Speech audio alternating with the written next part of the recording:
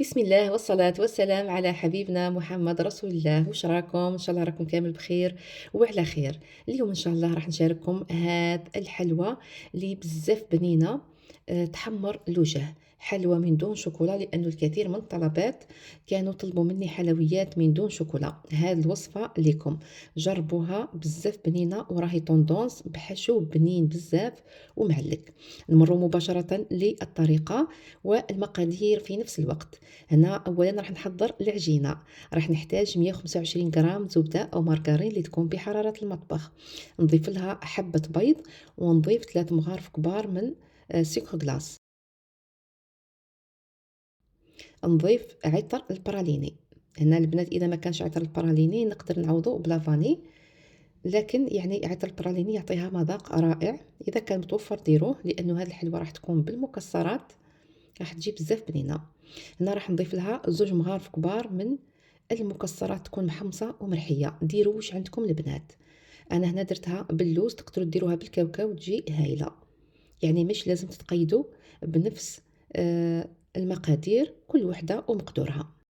راح نخلط كل هذه المقادير مع بعض حتى يذوب السكر ونتحصل على خليط كريمي.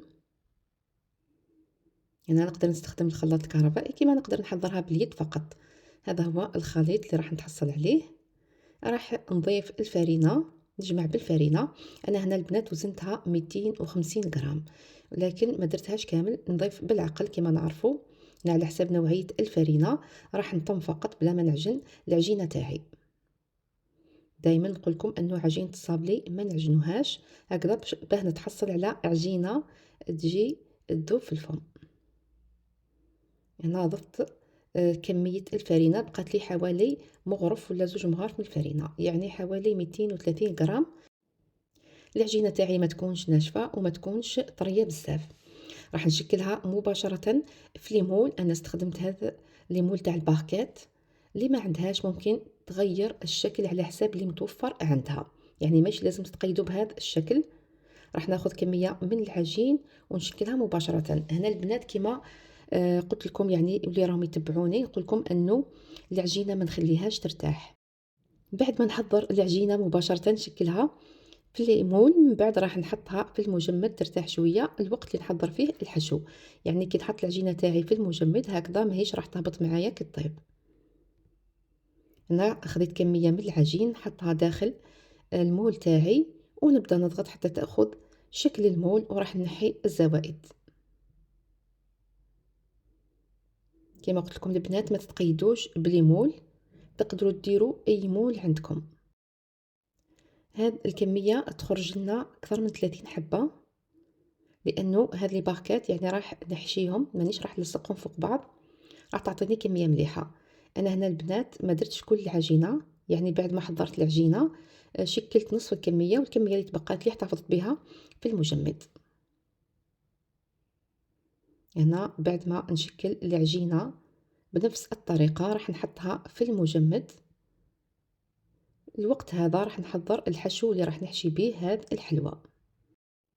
بالنسبه لهذا الحشو يجي معلك وبزاف بنين. انا هنا راح ندير البنات نصف المقادير، لاني كما قلت لكم العجينه ما درتهاش كامل، يعني شكلت نصف الكميه، الكميه اللي متبقيه احتفظت بها في المجمد. انا راح نعطيكم الكميه اللي تكفيكم تاع عجينه تاع 125 غرام، يعني كل العجينه اللي حضرناها راح نعطيكم الكميه ككل. هنا عندي 40 غرام من بياض، حبة بيض يكون بحرارة المطبخ. راح نضيف له رشة من الملح، وراح نطلعه شوية بالباتور. هنا نتأكد انه البياض تاعي ما فيه حتى قطرة من الماء، لاني راح نحضر مورينغ. من بعد راح نضيف بالتدريج السكر. كمية السكر هي 100 غرام، اذا راح نضيف السكر بالتدريج ونبقى نطلع في المورينغ تاعي. هنا بعد ما نطلع المرانج تاعي راح نضيف لها 150 غرام من المكسرات تكون مرحيه، محمصه ومرحيه. ما تكونش مرحيه غبره وما تكونش يعني خشينه بزاف. هنا بعد ما نلحق لهذا القوام راح نحبس الباتور تاعي، وراح نضيف المكسرات. كما قلت لكم 150 غرام من المكسرات. انا هنا البنات خدمت باللوز، كما قلت لكم نتوما استخدموا واش عندكم البنات. تقدروا كما قلت لكم ديروها بالكاوكاو تجي هايله. يعني المكسرات اللي استخدمتوهم في العجينه استخدموهم في الحشو. هنا بعد ما نضيف المكسرات كما قلت لكم لازم تكون محمصه باه تعطينا هذيك البنه. نضيف لها مغرف صغيره من لافاني ورشه من الخميره، وراح ندخل هذه المكونات مع بعض. هذا الحشو فيه المورينغ لذلك يجينا معلك، يجي بزاف بنين، واذا درناه بالكاوكاو راح يجي بنين واقتصادي. راح نحط هذا الحشو في ان بوش وراح نحشي الحلوى تاعي. هنا البنات راح ندير كميه يعني ما تكونش بزاف هكذا، لانه درنا فيها رشه من الخميره الكيميائيه راح يطلعوا في الفرن.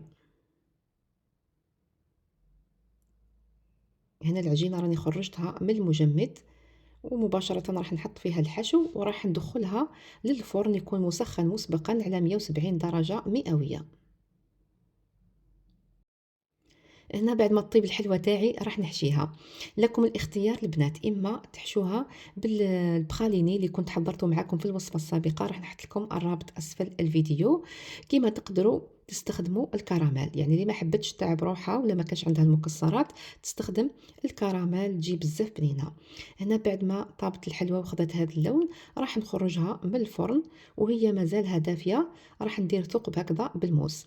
هنا كون نخليوها البنات تبرد يعني تجينا شويه صعيبه باه كما قلت لكم الحشو هذا معلك، نعرفوا انه المغانق كي نحطها في الفرن تشد، لذلك من الاحسن وهي دافيه ندير لها ثقب صغير هكذا بالموس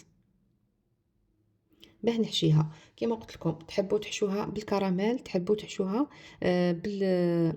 بالبخاليني. انا هنا راني حشيتها بالبخاليني هكذا. كما تقدروا تحشوها بالبخاليني وتزينوها بالكراميل.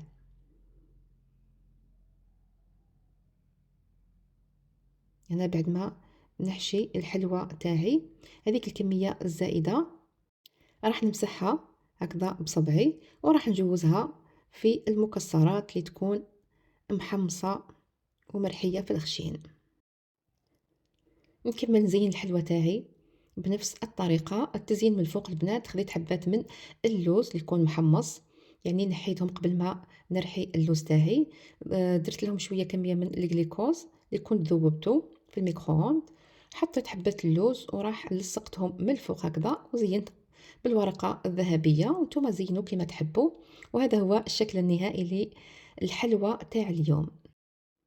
حلوة بسيطة راقية سهلة التحضير بزاف بنينة، توالم للأعياد لكل المناسبات. إذا عجبتكم لا فيديو ما تنسوش الضغط على زر الإعجاب وتخليوا لي رايكم في التعليقات، هكذا تلحق لا فيديو لأكبر عدد من المشاهدين. لحقت معكم لنهاية لا فيديو، نقول لكم تهلاو في رواحكم، صحة فطوركم، إلى الملتقى في وصفة جديدة بإذن الله.